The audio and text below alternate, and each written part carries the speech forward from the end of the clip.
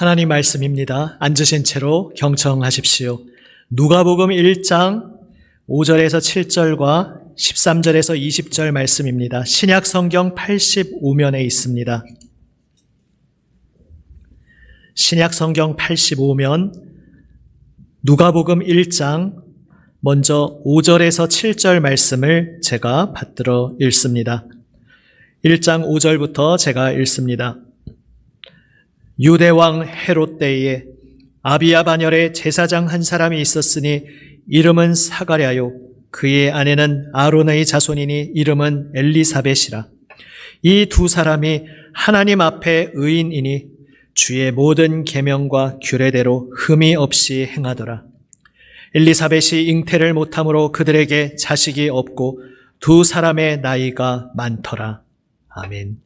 다음은 13절에서 20절 말씀입니다. 13절부터 제가 또 받들어 읽습니다. 천사가 그에게 이르되 사가랴여 무서워하지 말라. 너의 간구함이 들린지라. 내 아내 엘리사벳이 내게 아들을 낳아주리니 그 이름을 요한이라 하라.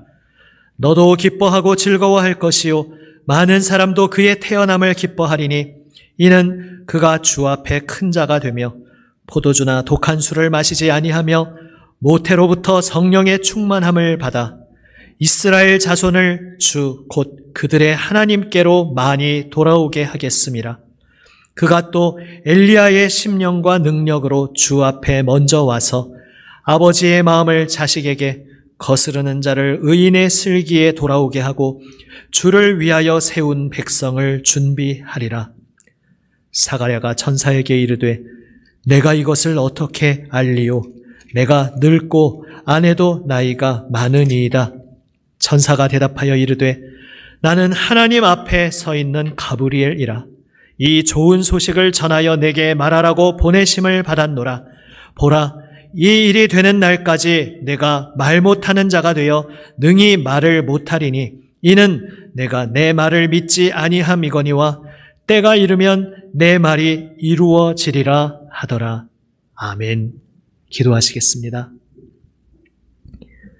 거룩하신 아버지 하나님, 주님 불러주신 은혜 힘입어 예수님의 보혈 은혜로 아버지 임재 앞에 엎드려 이제 주님 사랑하시는 자녀들을 위하여 예비하신 말씀을 듣습니다. 주님 생명 말씀을 들려주시고 주님 부르신 사랑하시는 아들, 딸을 새롭게 하여 주시옵소서. 그 심령을 새롭게 하여 주시옵소서. 그 마음과 삶을 새롭게 하여 주시옵소서. 이 시간 주여 세우신 말씀의 종을 성령님 붙드시고 주관하시어 아버지의 말씀을 담대하게 순전하게 잘 전하게 하여 주시옵소서. 살아계신 우리 구주 예수 그리스도의 이름으로 기도드립니다. 아멘. 할렐루야. 아멘. 대림절 두 번째 주일입니다. 지난주에도 얼핏 언급했듯이 지금 이 강대상 밑에 보시면 혹시 위에서는 안 보이시는 각도도 있을지 모르겠습니다. 지금 이제 양초가 이번 주에는 초를 불을 두 개 켰습니다. 이제 매주 하나씩 켜고 마지막 또 이제 성탄 주일에 모든 초가 켜지면서 이제 주님 이 땅에 오심을 감사하는 그런 마음을 표현합니다. 그래서 우리가 매주 한 주 촛불을 하나씩 켜는 것이 우리가 주님을 기다립니다라는 고백입니다. 2000년 전 이 땅에 오시는 그 주님, 그 초림을 기다렸던 그 백성들의 마음에 함께하면서 이제 우리는 다시 오실 주님을 기다리고 있습니다. 제가 지난주 예배 전에는 잘 못 봤었는데 예배 마치고 보니까 이 양초 옆에 이렇게 이파리도 장식이 되어 있더라고요. 제가 개인적으로 보면서는 마치 호산나 주님 이제 와서 구원하소서, 백성들이 그 종려나무 가지를 흔들었던, 그 이파리를 흔들었던 그 모습을 떠올려 보게 됩니다. 이제 그때 처음 예루살렘에 그 종려 이파리를 흔들었던 사람들은 금방 또 십자가 언덕에서 돌변했지만 이제 주 예수님의 이름으로 거듭난 우리들 종려나무 이파리를 주님 앞에 흔들면서 주님 오시옵소서, 주님 우리의 마음과 삶을 새롭게 하여 주옵소서 고백하며 나아가기를 원합니다. 오늘 이 말씀 가운데 하나님 앞에 사가랴와 엘리사벳이 의인이었다 말씀하고 있습니다. 의인이었다라는 것은 물론 우리가 교리적으로 하나님 앞에 의인이 하나도 없고 모두 죄인이다라는 말과 충돌되는 반대되는 말은 아닙니다. 우리가 노아도 의인이었다는 표현이 나오고 성경에 이런 표현이 자주 나오는데 이것은 그 교리적으로 우리가 고백하는 것과는 다른 맥락, 다른 의미로 표현되고 있다는 것을 이해할 필요가 있습니다. 바로 그 의인이라는 의미가 오늘 보면 바로 뒤에 이어지고 있습니다. 주의 모든 계명과 규례대로 흠이 없이 행하더라. 이 역시 우리 모든 사람이 하나님의 뜻을 따라 정말로 온전하게 흠 없이 살 수 있다는 뜻이 아니라 우리는 다 하나님 앞에 부끄러운 것밖에 없으나 그러나 붙드시는 주님 은혜를 의지하여 전심으로 오직 하나님 말씀 앞에 엎드리고 있었음을 이렇게 표현하는 것입니다. 다시 말해서 세상이 지시하는 하나님 거스르는 방향이 아니라 말씀이 가리키는 지시하는 하나님의 방향을 따라 그 방향을 맞추어서 오직 주님을 따르고 있었다. 이것을 의인이다 표현하는 것입니다. 그런데 생각해보면 사가랴와 엘리사벳이 우리는 성경을 펼쳐서 성경 속에 등장하는 인물이니까 그냥 그러려니 하고 당연히 넘어갈 수 있지만 사실 사가랴와 엘리사벳이 살고 있던 그 시대도 하나님 믿는 것이 쉬운 것이 아닌 참 쉽지 않은 세상이었습니다. 그때에도 세상은 대부분 하나님 두려운 줄 모르고 자기 야망과 욕망을 따라 자기의 갈 길을 질주하기 바빴던 그러한 사람들로 가득한 세상이었습니다. 그런 가운데 사가랴 엘리사벳 자신들의 삶에도 짙은 무력감의 그림자가 드리워져 있었습니다. 자식이 없었습니다. 이미 나이는 들었는데 아직까지 자식이 없었습니다. 자식이 생길 이제 희망은 완전히 끊어진 상태였습니다. 사실 구약 시대부터 그 당시의 문화적 배경에서 보면 자손이 없다는 것은 굉장히 비극적인 일이었습니다. 왜냐하면 이제 오늘 우리 신약의 관점에서 부활과 영생의 구체적인 하나님의 약속을 받게 되었지만은 아직 그러한 것도 없었던, 아직 하나님께서 명확히 보여주지 않으셨던 구약 시대에는 자손이 태어나서 이어지는 것이 나의 생명이 이어지는 것이라 생각했습니다. 그래서 자손이 계속 대를 이어감으로써 내 생명이 이어지고 하나님께서 나에게 복으로 주신 유업도 그 자손을 통해 하나님께서 주신 복의 유업이 이어진다 이렇게 고백했습니다. 그러니까 이렇게 생각할 수도 있었습니다.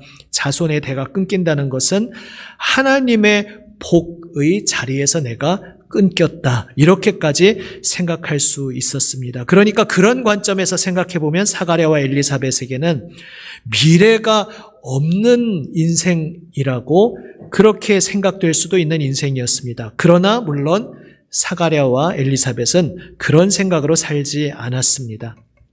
여기서 우리는 아브라함 이야기를 떠올리게 됩니다. 사실 누가복음을 보면 구약의 여러 장면들을 연상시키도록 이제 의도적으로 의식하고 연결시키고 있는 장면들이 있습니다. 오늘 사가랴와 엘리사벳 자식이 없고 두 사람의 나이가 많더라는 것은 명백하게 아브라함과 사라를 연상시키는 그러한 표현입니다. 그런데 사실 아브라함 이야기 자체가 그렇습니다. 당시 문화, 시대 배경적으로 자손이 없다는 것은 곧 내 인생의 미래가 없다는 것처럼 받아들여지던 그 시대에 하나님께서 사실 아브라함의 이야기를 통해 그 생각을 뒤집어 엎어버리셨다는 것을 우리는 깨닫게 됩니다. 얼핏 보면 아브라함의 이야기가 자손이 없었는데 하나님이 개입하시니까 자손이 생겼구나 이런 이야기로 우리가 얼핏 읽을 수 있습니다. 하지만 역설적으로 사실은 그것이 아닌 더 깊은 이야기를 하고 있습니다. 우리가 하나님 알지 못할 때에는 내 인생의 소망이 이 땅에 무엇을 얻고 이 땅에 보이는 무엇을 움켜쥐는 데에 있다 생각했습니다. 그것이 내 자손이 이어지는 것이든 물질을 내 손에 움켜쥐는 것이든 이 땅에 보이는 무엇으로 무언가 계속 눈에 보이는 결실이 소득이 있어야 그게 인생의 소망이라고 생각을 했었습니다. 그러나 아브라함의 이야기는 무엇을 보여줍니까? 그런 것을 뒤집어 엎으시고 하나님 그분 자체가 참 소망 되신다는 것을 아브라함의 이야기는 들려주고 있는 것입니다. 절망이란 무엇입니까? 절망이란 다른 무엇이 아니라 하나님 못 만나고 있는 세상이 절망의 세상인 것입니다. 그리고 소망의 세상은 무엇입니까? 하나님을 만나고 있다면, 하나님을 만나고 있는 그 세상이 소망의 세상이라는 것을 하나님께서는 아브라함과 사라에게 가르쳐 주셨고, 그 아브라함의 이야기를 통해 오고 오는 우리 모든 사람들에게도 들려주고 계신 것입니다. 이것이 바로 사가랴와 엘리사벳의 소망이었습니다. 당시 그들을 둘러싸고 있는 시대적 문화적 상황이 암울했습니다. 로마 제국의 식민지로 하나님의 백성이라는 정체성을 가진 이들이 하나님을 거부하고 모독하는 이방 제국에 의해 짓밟히고 있었습니다. 헤롯 왕, 하나님의 그 주권 앞에 엎드리는 왕이 아니라 로마 제국의 꼭두각시로 세워진 왕이 폭정으로 백성들을 짓누르고 있는 그러한 암울한 시대 속에 살고 있었습니다. 그 속에서 하나님 바라보며 하나님 앞에 엎드리는 사람도 참 찾기가 쉽지 않은 시대였습니다. 종교와 경건을 말하지만 사실은 자기 만족에 머물러 있는 사람들이 너무나 많았습니다. 나중 예수님 오셔서 바로 그런 이들을 질타하고 책망하지 않으십니까? 바로 하나님 믿는 것이 쉽지 않은 세상을 사가랴와 엘리사벳은 살고 있었습니다. 그런 가운데에서도 그들은 하나님 말씀의 방향을 따라 걷고 있었다는 것입니다. 세상의 방향이 아니라 말씀이 가리키고 지시하고 있는 방향을 따라 걷고 있었다는 것입니다. 어떻게 그럴 수 있었겠습니까? 바로 하나님을 향한 소망 때문이었던 것입니다. 하나님이 오십니다. 하나님이 그 약속하신 대로 반드시 다시 오셔서 이 세상을 새롭게 하실 것입니다. 이제 하나님이 함께 하시는, 하나님과 함께하는, 하나님을 만날 수 있는 새로운 세상이 열릴 것입니다. 바로 이 소망으로 사가랴와 엘리사벳은 그 암울한 시대 속에서도 말씀의 방향을 따라 걸어갈 수 있었던 것입니다. 여기서 우리는 성경이 말씀하는 의인의 정의를 이렇게 생각해 볼 수 있습니다. 하나님의 방향을 따르는 사람, 처음 표현으로는 이렇게 표현할 수도 있습니다. 그러면 어떻게 하나님의 방향을 따를 수 있는가? 바로 암울한 시대 속에서도 하나님이 모든 것을 완성하신다는 그 소망으로 살기에, 그래서 의인이란 어떤 사람이냐? 하나님이 모든 것을 완성하신다는 그 소망으로 사는 사람, 이렇게 표현할 수 있습니다. 더 짧게 줄여서 말하자면 이 대림절에 의인이란 하나님을 기다리는 사람이라고 표현할 수 있겠습니다. 사가랴와 엘리사벳은 하나님을 기다리고 있었습니다. 하지만 오늘 본문 이어지는 내용 속에서 사가랴의 모습 속에서 바로 우리 자신의 연약한 모습을 또 발견하게 됩니다. 하나님이 다시 오실 것을 기다리고 하나님의 방향을 따라 걷고 있었음에도 불구하고 막상 내 눈앞에 하나님이 다가오셔서 지금 오늘 말씀하실 때 정작 지금 오늘 하나님이 내 삶에 실제로 역사하신다는 것은 선뜻 믿지 못하는 모습으로 사가랴가 등장합니다. 하나님께서 그분의 능력으로 새 세상을 이루시고 새 일을 행하실 것을 믿고 기다리고 있었지만 막상 내 눈앞에서 주님께서 일하신다고 하니까 그것은 믿지 못하겠는 것입니다. 아브라함의 이야기에서도 우리는 그러한 사건이 있었음을 알 수 있습니다. 아브라함 경우에는 그래서 하나님이 지시하시는 방향이 아닌 엉뚱한 자신의 힘으로 내가 하나님을 좀 도와드려야겠구나 생각하면서 자기 방식대로 하다가 하갈을 통해서 이스마엘을 낳고 시행착오에 뼈아픈 실패를 겪는 것을 보게 됩니다. 그런데 오늘 사가랴 경우는 여기에서 조금 다른 길을 가게 됩니다. 아예 시행착오할 시간을 주지를 않으시고 주님께서 사가랴의 입을 잠시 한시적인 기간이지만 그 입을 막아 버리십니다. 말을 하지 못하게 되는 그 잠깐의 시간 속에서 몇 달 동안의 시간을 통해서 사가랴가 무엇을 경험했겠습니까? 나의 말이 막히고 나의 생각이 내려놓아지는 시간이었습니다.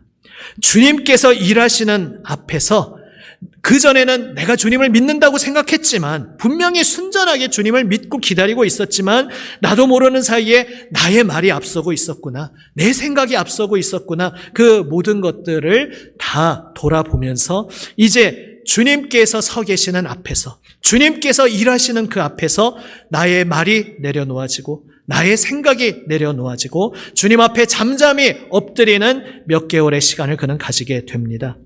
결국 이 시간은 책망과 그래서 벌받는 혹은 저주의 그런 시간이 아니라 오히려 은총의 시간이었던 것입니다. 결국 나중에 언제 입이 열리게 됩니까? 이제 요한이라고 이름을 주셨는데 이제 요한이 태어나고 할례를 받으면서 그날 아이의 이름을 지어야 하는데 친지들이 다 모여서 그날은 축하 잔치의 날인 것입니다. 자, 아이 이름 뭘로 할까요? 하니까 엘리사벳이 남편이 말을 못하지만 미리 글씨를 통해 전달받았었을 것입니다. 아이의 이름 요한이라고 이미 우리가 이름을 받았습니다 하니까 친지들이 자세한 걸 물어볼 생각도 안 하고 그냥 난리가 납니다. 아니, 우리 가문에 그런 이름을 쓴 전례가 없다. 그러니까 이 지파 중에서 또 그 종족에 보통 흔히 그 가문이 사용하는 정해진 이름이 있다는 것이죠. 좀 경우는 다르지만 우리 한국식으로 조금 바꿔서 표현하면 말하자면 이제 항렬자를 써야 한다는 것이죠. 항렬자를 안 쓰겠다고 하니까 아니, 항렬자를 안 쓰면 어떻게 되냐고 요즘 우리 시대는 이제 거기에서 좀 더 이름을 훨씬 자유롭게 아마 짓고 계시지만 예전 같으면은 이제 어림없는 그런 분위기가 있지 않았겠습니까? 마치 그런 식으로 요한이라는 이름은 우리 가문에 전례가 없다 막 사람들이 난리가 났습니다. 그러면 애 아버지한테 물어보자 하니까 사가랴가 이제 아직 말을 못하니까 석판을 들고 와서 글씨로 이 아이의 이름은 요한입니다라고 기록을 합니다. 그리고 그 순간 사가랴의 입술이 열리게 됩니다. 이것이 무엇을 의미하는 장면입니까? 그는 하나님이 눈앞에서 일하신다고 선포하심에도 불구하고 믿지 못했습니다. 하나님께서 하신다는 것을 보지 못하고 그저 나의 상황을 보고 사람의 상황을 보면서 이건 안 되는데요 라고 생각하면서 두려움과 불신으로 주저하고 뒤로 물러나 있었습니다. 그 가운데 하나님께서 그의 입술을 막으셨고 잠잠히 하나님 앞에 엎드림 속에 이제 하나님께서 일하십니다. 나의 연약함에도 불구하고 이러한 나를 끝까지 포기하지 않으시고 붙들어 주시고 이런 나를 주님께서 이끌어 주셔서 여기까지 오게 하셨습니다. 마침내 연약한 우리를 통해서 하나님께서 약속하신 그 말씀을 철회하지 않으시고 이루셨습니다. 이 아이를 주셨습니다. 그래서 하나님께서 명하신 대로 이 아이의 이름은 요한입니다. 이렇게 사가랴는 고백했던 것입니다. 이 사건, 이 장면이 우리에게도 소망이 됩니다. 우리도 주님을 정말 진심으로 믿으며 달려오셨을 것입니다. 정말 사심없는 마음으로 봉사하고 무슨 대가를 바란 것이 아니고 주님 앞에 열심히 헌신하며 예배하며 달려오셨을 것입니다. 그럼에도 불구하고 나의 삶의 자리에서 그 거친 광야 같은 삶의 자리에서 이 세상의 험한 물결들이 나를 덮쳐올 때에 움츠러들고 두려워하고 뒤로 물러나고 하나님이 살아계신다는 것을 안 믿는 것은 아닌데 그러나 내 삶의 자리에서 지금 하나님이 역사하신다는 것을 실감하지 못하고 방황하고 주저하던 우리의 모습이 있습니다. 마치 사가랴와 같이 말입니다. 그런데 바로 그러한 사가랴를 주님께서 끝까지 붙들어 주시고 침묵의 시간을 주심으로써 그 속에서 주님만 온전히 바라보게 하시며 사가랴의 길을 빚어주신 주님께서 또한 오늘 여전히 동일하게 연약한 우리들, 삶의 엄중한 자리 앞에서 무너지고 방황하고 상처받고 이리저리 흔들리는 우리지만 우리 주님께서 동일하게 우리를 붙들어주고 계시다는 것을 우리는 믿을 수 있는 것입니다. 이것이 우리의 소망이 됩니다. 우리는 연약하지만 주님께서 우리를 택하셨기에 주님께서 우리를 끝까지 붙들고 이끌어 주십니다. 우리는 연약하여 쉬 무너지지만 주님께서 다시 우리 손을 붙들어 일으켜 주십니다. 주님께서 만져 주십니다. 주님께서 말씀하여 주십니다. 그리고 우리의 삶 가운데 마침내 주님의 놀라운 생명의 역사를 주님께서 연약한 우리지만 그러한 우리를 통로로 사용하여 주님께서 이루어 주실 것을 믿으시기를 바랍니다. 아멘. 이것이 대림절 우리가 주님 앞에 고백하는 기도입니다. 주님, 저는 연약합니다. 저는 오늘도 주님을 믿는다 고백하면서도 삶의 자리에서 여전히 무너지고 흔들리고 주님 앞에 부끄러운 모습이 너무나 많습니다. 그러나 저를 끝까지 붙들어 주시고 주님께서 저를 완성시켜 주실 줄 믿습니다. 이 하늘과 땅 온 세상을 온전히 재림하시는 예수님께서 완성시켜 주실 것처럼 저의 모든 인생도 주님께서 끝까지 붙들어 주시고 저의 삶 가운데 주님의 온전하신 뜻을 이루어 주실 줄 믿습니다. 우리는 오늘 소망 중에 고백할 수 있습니다. 바로 이 고백으로 이 대림절 기간 또한 우리의 평생의 삶의 시간에 나를 붙들어 주시는 주님만 의지하며 나를 이끌어 주시는 주님과 동행하며 소망의 삶으로 주님과 함께 걸어가시기를 주님의 이름으로 축복합니다. 아멘. 기도하시겠습니다. 오늘 말씀 가운데 나에게 주시는 그 음성 가슴 깊이 새기며 나의 입술의 고백으로 잠시 함께 기도하시겠습니다. 기도하시겠습니다.